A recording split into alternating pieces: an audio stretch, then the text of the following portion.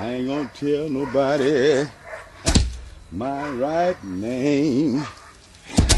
I ain't gonna tell nobody my right name. My name is Sam. My name is Sam. My name is Sam. And I don't give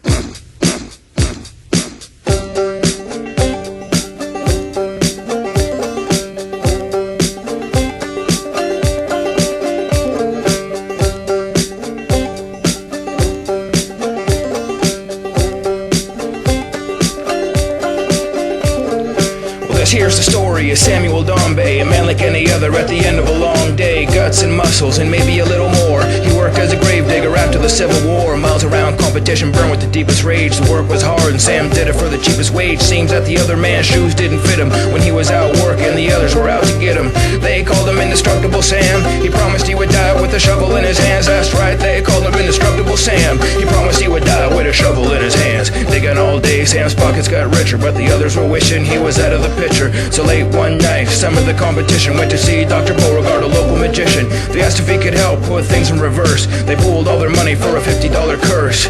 Next morning at work was a commotion. Digging a grave, Sam heard an explosion, followed by a moaning, cursing and mumbling from the nearby bushes. A figure came stumbling. Sam shrugged his shoulders and surveyed the damages. Later, Dr. Beauregard was seen wearing bandages. Worse for wear, he wasn't taking suggestions. Said he'd hex anyone that asked him any questions. The coast wasn't clear, trouble kept lurking. The others kept scheming and Sam kept working.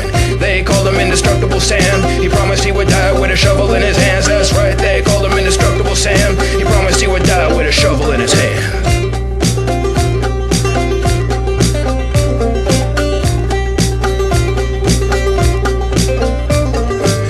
Grave diggers lamented their blown chance, decided to take matters into their own hands. Thoughts full of poison and making a trap. They blew up the shed where Sam was taking a nap.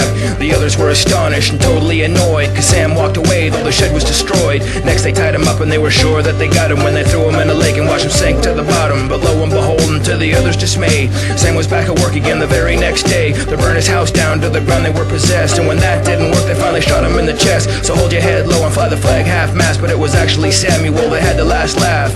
He recovered again, Lord be praised. He lived to be 100 and dug the others' graves. They called him Indestructible Sam. He promised he would die with a shovel in his hands. That's right, they called him Indestructible Sam. He promised he would die with a shovel in his hands, and he did. They called him Indestructible Sam. He promised he would die with a shovel in his hands. That's right, they called him Indestructible Sam.